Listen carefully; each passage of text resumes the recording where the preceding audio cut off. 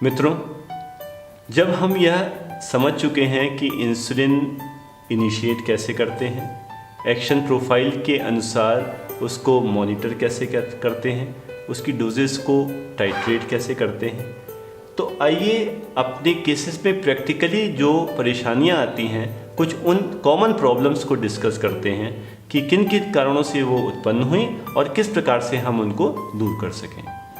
हमारा एक short case, एक यंग टाइप 1 डायबिटिक बच्चा जो कि 2 साल से इंसुलिन ले रहा था और स्प्लिट मिक्स रेजिमेंट में 12 unit NPH morning, 4 unit regular morning, 8 unit NPH और 2 यूनिट रेगुलर इवनिंग, इस पर परफेक्टली कंट्रोल चल रहा था। फास्टिंग 90 to 105 और post prandial 140 to 155। Well controlled बच्चा जिसको कोई इन्फेक्शन नहीं, कोई स्ट्रेस नहीं, लेकिन एकाएक उसकी जो ग्लूकोज वैल्यूज़ हैं वो 200 और 250 के ऊपर जाने लगी। यह क्या कारण हो सकता है? हमने देखा ग्लूकोज वैल्यूज़ बढ़ी हैं तो हमने इंसुलिन को अप टाइट्रेट किया, जो 12 and 4 मॉर्निंग से 16+6, इवनिंग में 8+2 से 12+4 किया, लेकिन अभी भी जो ग्लूकोज वैल्यू 197 251, 20+10 16+8 और बढ़ाया, अभी भी ग्लूकोज में कोई लेवल्स में कोई प्रभाव नहीं। इसको और भी अधिक बढ़ा के लगभग डबल डोज से भी ज़्यादा पे पहुंच गए, लेकिन हम देख रहे हैं अभी भी हमारे उस बच्चे की ग्लूकोज वैल्यूज़ में कोई प्रभाव नहीं मिल रहा। आखिर क्या हो सकता है? ध्यान रहे, एक रूल ऑफ थंब है कि जब कभी भी कुछ समझ ना आए कि हम इंसुलिन बढ़ाते जा रहे हैं, ग्लूकोज क्यों रिस्पॉन्ड नहीं कर रहा, तब सारी चीज़ें मंगा लीजिए। पेशेंट से कहिए इंसुलिन लाओ, सिरिंज लाओ, कैसे लगाते हो, कब लगाते हो, सब करके दिखाओ। थोड़ा समय जरूर लगेगा लेकिन आपको बहुत कुछ सीखने को मिलेगा, और यही हमको भी इस केस में सीखने को मिला। जब हमने इस केस को सारी चीज़ें मंगा के डिमॉन्स्ट्रेट करने को कहा तो हमने देखा कि वह जो इंसुलिन यूज़ कर रहा था वह तो 40 यूनिट पर ml कंसंट्रेशन की थी, लेकिन अभी जो उसने रिसेंटली इंसुलिन सिरिंजेस परचेज की थी वह किसी केमिस्ट ने उसको 40 यूनिट सिरिंज की जगह U100 की सिरिंज दे दी। आप समझ सकते हैं इसका क्या अर्थ हुआ? वास्तव में अगर आप इस चित्र को देखें तो U40 सिरिंज जो रेड कैप के साथ आती है और U100 इंसुलिन जो कि ऑरेंज कैप के साथ आती है, दोनों वास्तव में बिल्कुल एक जैसी हैं। इन दोनों में कोई अंतर नहीं है, ये दोनों ही 1 ml की हैं। तो अगर हम इनके मार्किंग्स ना देखें तो दोनों में जो लोड कर रहे हैं वो इंसुलिन बिल्कुल समान मात्रा में आएगी, लेकिन मार्किंग्स पे ध्यान दें तो जो रेड कैप की इंसुलिन सिरिंज है उसमें 40 तक के मार्क्स हैं, मतलब उसमें 1 ml अगर हम इंसुलिन ड्रॉ करते हैं तो यह सिरिंज बता रही है 40 यूनिट्स, लेकिन सेम अगर हम U100 की सिरिंज से ड्रॉ करते हैं तो वह उतना ही 1 ml लेने पे जो उसमें मार्क है वो लिखा हुआ है 100 यूनिट्स। तो अगर हमको कंसंट्रेटेड इंसुलिन मेज़र करनी है तो हम उसे कंसंट्रेटेड U100 वाली सिरिंज से करेंगे। अगर हमें डाइल्यूट इंसुलिन 40 यूनिट पर ml वाली मेज़र करनी है तो उसे U40 की इंसुलिन से सिरिंज से करेंगे। यहाँ क्या हुआ, इस बच्चे ने 40 IU पर ml की जो इंसुलिन थी उसको 100 यूनिट वाली सिरिंज से मेज़र किया, तो जहाँ उसने 10 का मार्क आया वहाँ तक उसने मेज़र किया, लेकिन 10 का मार्क 40 यूनिट की सिरिंज में थोड़े से में आ गया, जबकि 100 यूनिट वाली सिरिंज में थोड़े में आ गया, जबकि 40 यूनिट्स में वो काफ़ी ज़्यादा में आता। उसने जहाँ तक मार्क से वहीं तक लिया, वास्तव में इसके कारण से 40% डोज कम पहुँची। तो यदि बाय मिस्टेक 40 यूनिट की जगह 100 यूनिट की सिरिंज यूज़ में ले आए कोई जना, तब हमारी डोज वास्तव में जो पहुंच रही है वो 40% रह जाएगी। हम डोज बढ़ाते चले जाएंगे, उतना प्रभाव हमें मिलेगा ही नहीं जितना मिलना चाहिए, क्योंकि 40% इंसुलिन जा रही है केवल। और यही सिचुएशन बिल्कुल रिवर्स भी हो सकती है। यह भी हो सकता है कि पेशेंट U100 वाले इंसुलिन इस्तेमाल कर रहा हो U100 सिरिंज से, लेकिन कोई गलत दे, वो ध्यान ना दे, वो गलत इंसुलिन U40 वाली इस्तेमाल कर ले। अब ये तो बहुत खतरनाक स्थिति होगी, क्योंकि कंसंट्रेटेड इंसुलिन है और सिरिंज हमारी उसके हिसाब से 2.5 टाइम्स ज़्यादा मेज़र करेगी। जिस मार्क तक हमारी U100 इंसुलिन 100 यूनिट बता रही है मेज़रमेंट, 40 यूनिट वाली उसी में केवल 40 यूनिट बताएगी। तो पेशेंट मेज़र करेगा, उसके हिसाब से कहेगा मैंने 40 यूनिट लिया, लेकिन वास्तव में जाएगी 100 यूनिट। तो अगर हम U100 की इंसुलिन को U40 की सिरिंज से लेते हैं तो 2.5 गुना ज़्यादा डोज जाके ये पेशेंट के लिए डेंजरस हाइपोग्लाइसीमिया और फैटल तक हो सकता है। इसी प्रकार कुछ और भी कंडीशंस हो जाती हैं अक्सर, जिसमें कि इंसुलिन प्रॉपरली स्टोर नहीं की गई। तो इंसुलिन, वास्तव में इंसुलिन को ठंडा नहीं करना होता, इंसुलिन को गर्म होने से बचाना होता है। हमारे यहाँ समर्स में जब बहुत एक्सट्रीम सॉफ्ट टेम्परेचर रहते हैं, 40, 45, 47 डिग्री तक टेम्परेचर जाता है, उस समय यदि हम इंसुलिन को डायरेक्ट सनलाइट पे वो एक्सपोज छोड़ दें, कार में छोड़ दें, घर में खिड़की के सामने रख के छोड़ दें, तो उस हीट के कारण से इंसुलिन डीनेचर हो जाती है।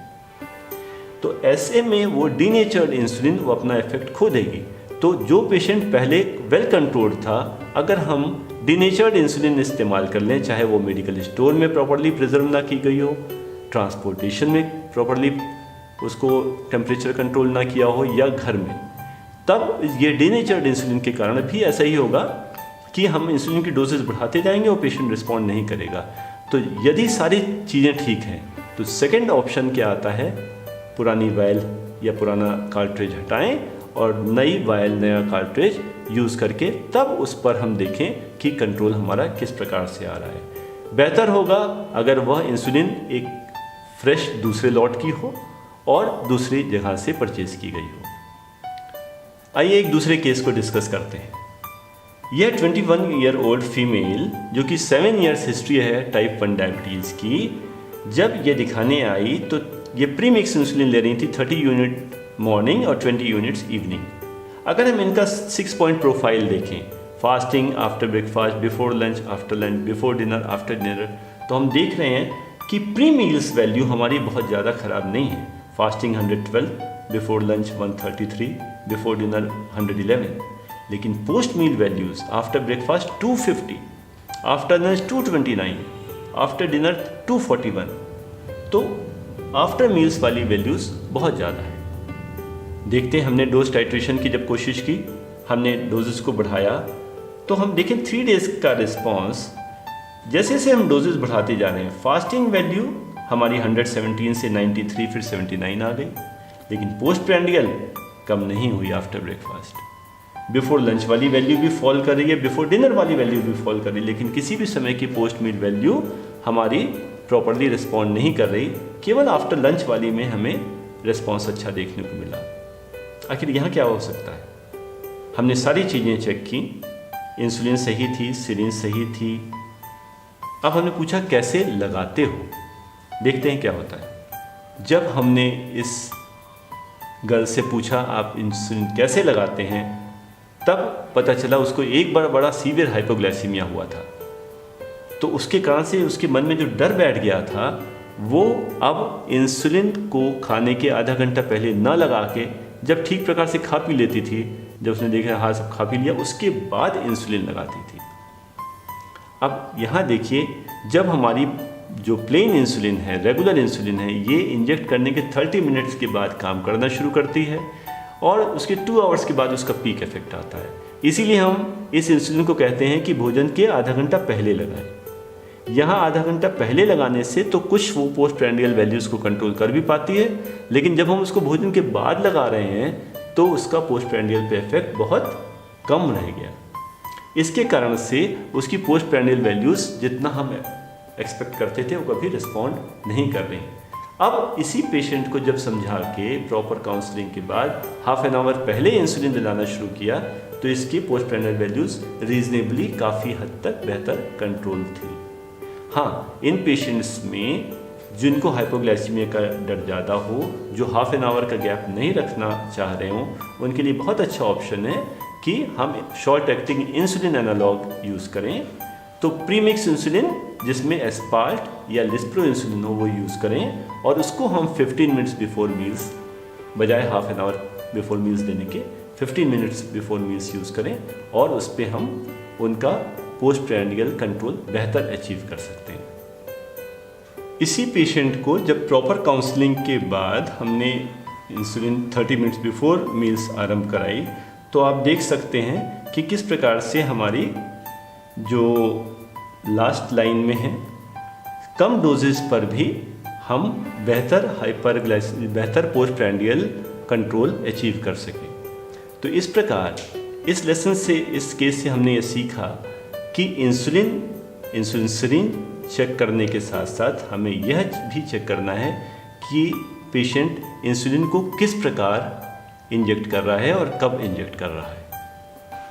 आइए एक थर्ड केस से समझते हैं, जो कि एक 18 ईयर ओल्ड मेल है, टाइप 1 डायबिटिक, 7 ईयर्स पुराना, जो 32 और 17 यूनिट इंसुलिन पे जब दिखाने आया तो फास्टिंग कंट्रोल्ड है, लेकिन पोस्ट प्रैंडियल 312।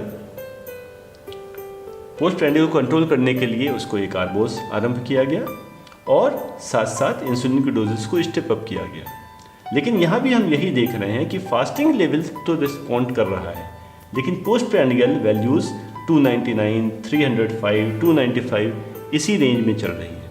अब इसमें पोस्ट प्रैंडियल वैल्यूज़ के रिस्पॉन्ड ना करने का क्या कारण है?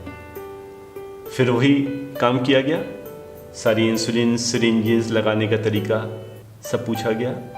यहाँ क्या जाना कि लोगों ने उस पेशेंट को ये समझा रखा था, अगर तुम इंसुलिन लगा के चेक करोगे तो तुम्हें ये कैसे मालूम पड़ेगा कि तुम डायबिटिक हो या नहीं हो, तुम्हारी रियल वैल्यू, तुम्हारा एक्चुअल स्टेटस क्या है। अब देखिए, ये हमारे यहाँ बहुत तरह के मिसकंसेप्शंस फैले हुए हैं। तो अब ये बच्चा अब जब चेक करता है तो वो उस दिन चेक करने वाले दिन इंसुलिन लगाता ही नहीं है। जब इंसुलिन लगाता ही नहीं तो पोस्ट प्रैंडियल वैल्यू कभी कंट्रोल आएगी ही नहीं। जब वो चेक कर लेता है 2 घंटे बाद पोस्ट प्रैंडियल वैल्यू, उसके बाद वो इंसुलिन लगाता है, तो बिफोर मील्स वाली तो हमारी वैल्यूज़ कंट्रोल आ जाती हैं, लेकिन पोस्ट मील्स वाली हमारी कोई भी वैल्यूज़ प्रभावित ही नहीं होती। तो यह मिसकंसेप्शंस हमें पेशेंट को हमेशा समझाने हैं, उनको काउंसिल करके और प्रॉपर इंजेक्शन रेजिमेंट को इंट्रोड्यूस कराना है। आइए एक और केस को समझते हैं, जो 28 ईयर ओल्ड मेल, जो कि टाइप 1 डायबिटिक है, लास्ट 16 ईयर्स से उसको एडवांस डायबिटिक नेफ्रोपैथी के साथ जब वो दिखाने आया, तब उसको समझाया गया आपने ग्लाइसेमिक कंट्रोल अच्छा नहीं रखा, जिसके कारण से किडनीज प्रभावित हुई। अब पेशेंट ने आर्ग्यू किया कि भाई मेरा कंट्रोल तो ठीक रहता है, जब हमारा ग्लाइसेमिक कंट्रोल ठीक है तब किस प्रकार से किडनीज खराब हुई। जब उसे कंट्रोल दिखाने को कहा गया तो उसने जो अपना चार्ट दिखाया, morning evening blood glucose levels सारी हमारी 122, 163, 117, 158 सब माइल्डली एलिवेटेड रेंज में है, कोई भी सिग्निफिकेंटली एलिवेटेड नहीं है। अब इस पर हम कैसे उसको समझाएं कि आपकी नेफ्रोपैथी का कारण क्या है। अब देखिए, यहाँ यह बच्चा हमेशा शुगर चेक करता है घड़ी के हिसाब से, सुबह 7 बजे और शाम के 7 बजे। उसने यह टाइम बना रखा है, सुबह शाम मैं चेक करूँगा इंसुलिन इंजेक्शन लेने से पहले। और इस प्रकार से सारे इसकी मॉनिटरिंग प्री मील्स हैं, और प्री मील का टारगेट हमारा है कम से कम 110 से कम होना चाहिए। अब उसने आफ्टर ब्रेकफास्ट नहीं देखी, उसने आफ्टर लंच नहीं देखी। नेफ्रोपैथी के लिए और भी कई फैक्टर्स हमारे इम्पॉर्टेंट हैं, ब्लड प्रेशर, कोलेस्ट्रॉल और बाकी फैक्टर्स, तो इनको भी उसने कभी ध्यान नहीं दिया, जो कि काफ़ी अनकंट्रोल्ड थे। HbA1c जब अब देखा गया तो पाया गया 10.4, ग्रॉसली अनकंट्रोल्ड पेशेंट। क्यों? क्योंकि पोस्ट मील चेक नहीं की गई। पोस्ट मील्स जब देखी तो these were 238 and 260, creatinine high, albumin high. कारण हम मॉनिटरिंग ठीक से नहीं करते थे। हमारे कई पेशेंट सुबह शाम जब उनको सुविधा होती है तब वो शुगर चेक करते हैं, प्रॉपर नहीं करते, वो घड़ी के हिसाब से करते हैं, मील के हिसाब से नहीं करते। यह चीज़ें हमको उन्हें समझानी है कि जिससे कि प्रॉपर मॉनिटरिंग हो, तब वह प्रॉपर कंट्रोल अचीव कर सकेंगे। तो मित्रों, हमने इन केसेस से क्या सीखा? इन केसेस में कहीं भी साइंस इन्वॉल्व नहीं थी। इन केसेस में प्रैक्टिकल अप्रोच इम्पॉर्टेंट थी, आर्ट ऑफ इंसुलिन इम्पॉर्टेंट थी कि वास्तव में पेशेंट क्या गड़बड़ियाँ कर रहा है, और ये हमें किसी किताब को पढ़ के नहीं, वह उसी पेशेंट के साथ बैठ के डिस्कस करके तभी समझ में आएंगी। तो आइए अपना लास्ट केस एक और डिस्कस करते हैं। एक 14 ईयर ओल्ड बॉय 30 kg का डायबिटिक कीटोएसिडोसिस के साथ में आईसीयू में एडमिट हुआ। रेजिडेंट डॉक्टर ने जब देखा तो उसे 447 उसकी ब्लड शुगर निकली। उसने 6 यूनिट्स रेगुलर इंसुलिन को आईवी बोलस दिया। जब 1 आवर पे चेक किया तो शुगर में कोई खास रिस्पांस नहीं हुआ, 471 अभी भी थी। 10 यूनिट्स आईवी बोलस दिया गया। 2 आवर्स के बाद भी शुगर हमारी 493 और बढ़ गई, तो अब की उसने 10 की जगह 18 यूनिट का बोलस दिया। 3 आवर्स पे वो और 502 हो गई। 30 यूनिट का बोलस दिया, लेकिन 4 आवर्स के बाद भी 30 यूनिट देने के बाद भी ब्लड शुगर लेवल 490 थी। अब देखिए यहाँ पे पेशेंट कुछ गड़बड़ नहीं कर रहा, यहाँ पेशेंट आईसीयू में एडमिट है और जो कर रहे हैं वो हम कर रहे हैं। तो रेजिडेंट डॉक्टर पूरी समझदारी से 6 यूनिट, बाद में 10 यूनिट, फिर 18 यूनिट, फिर 30 यूनिट तक इंसुलिन आवरली देख के दे चुका, लेकिन ग्लूकोज लेवल्स रिस्पॉन्ड नहीं कर रहे। इसके क्या कारण है? ध्यान रहे, insulin once given into circulation, blood circulation में इंट्रावेनसली देने पे इंसुलिन की हाफ लाइफ केवल 4 मिनट्स होती है। 4 मिनट्स हाफ लाइफ के साथ इंसुलिन का प्रैक्टिकली जो ड्यूरेशन ऑफ एक्शन होता है 10-11 मिनट्स का रह जाता है। तो यदि हम इंसुलिन को आईवी बोलस दे रहे हैं, रिमेंबर आईवी बोलस लिया और वेन में इंजेक्ट कर दिया, तब वो इंसुलिन 10 मिनट से ज़्यादा काम ही नहीं करेगी। तो हम आवरली इंसुलिन दे रहे हैं, लेकिन जो इंसुलिन दे रहे हैं वो 10 मिनट काम करती है, 50 मिनट्स नो इंसुलिन इफेक्ट। इसलिए 4 घंटे बाद भी इस बच्चे की ब्लड ग्लूकोज वैल्यूज़ बढ़ती जा रही हैं, वो रिस्पॉन्ड नहीं कर रही। हमेशा इंसुलिन को इंट्रावेनसली देना है तो आईवी इन्फ्यूज़न की फॉर्म में देना है। अगर इन्फ्यूज़न की फॉर्म में दिया जाता तो वो कब का ब्लड ग्लूकोज लेवल्स को नीचे ला चुका होता। आईवी की जगह पे अगर इस पेशेंट को सबकुटेनियस या यहाँ तक कि जो देने का तरीका नहीं इंट्रामस्कुलर भी अगर दिया जाता, तब भी वहाँ से ग्रेजुअली इंसुलिन रिलीज होती, ग्रेजुअली ब्लड में पहुँचती, उसका ड्यूरेशन ऑफ एक्शन ज़्यादा लंबा रहता और पेशेंट कंट्रोल में आ जाता। तो हमें इंसुलिन यूज़ करते समय सबकुटेनियस इंसुलिन की एक्शन प्रोफाइल तो याद रखनी है, साथ साथ ये भी याद रखना है कि इंट्रावेनसली इंसुलिन आईवी बोलस का कोई प्रभाव नहीं होता। इंट्रावेनस इंसुलिन को हमेशा आईवी इन्फ्यूज़न के रूप में ही प्रयोग में लाना चाहिए। धन्यवाद।